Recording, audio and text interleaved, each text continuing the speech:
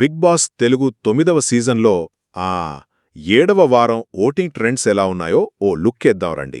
మీకు తెలుసు కదా, ఈ షోలో కంటెస్టెంట్స్ ఒకరినొకరు ఎలిమినేషన్ కోసం నామినేట్ చేసుకుంటారు.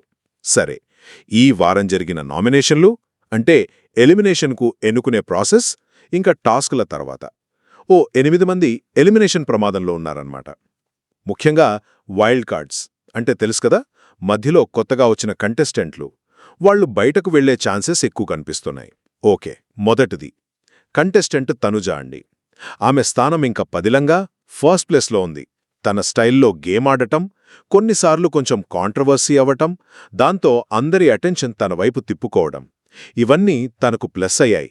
అందుకే చూడండి, రకరకాల అభిప్రాయాలు ఉన్నా ఓట్లు మాత్రం బాగానే పడుతున్నాయి. ఇక రెండవది కళ్యాణ్. ఇతను వరుసగా టాస్కుల్లో బాగా పర్ఫామ్ చేస్తున్నాడు. సో రెండో స్థానంలో నిలకడగా ఉన్నాడు. ఆ మధ్య సంజనతో గొడవ కూడా అతనికి కొంచెం ప్లస్ అయిందనే చెప్పాలి. ఆసక్తికరంగా ఇమాన్యుయేల్ అనే కంటెస్టెంట్ చూడండి, 6 వారాలు నామినేషన్స్లోకి రాలేదు. అయినా కూడా అతని ఓటింగ్ ఇప్పటికీ స్ట్రాంగ్గా ఉంది. ఇది నిజంగా చెప్పుకోవాల్సిన విషయం. చివరిగా వైల్డ్ కార్డ్ సంగతి చూద్దాం. ముఖ్యంగా సాయి శ్రీనివాస్ లాంటి వాళ్లకు ఎలిమినేషన్ రిస్క్ ఎక్కువగానే కనిపిస్తోంది.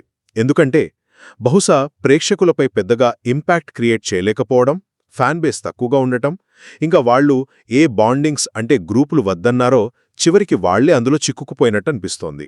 అయితే దీనికి కొంచెం భిన్నంగా దివ్యా నిఖిత అనే ఇంకో కంటెస్టెంట్ తన ఆట మెరుగుపరుచుకుని 3వ స్థానానికి రావడం గమనించాలి.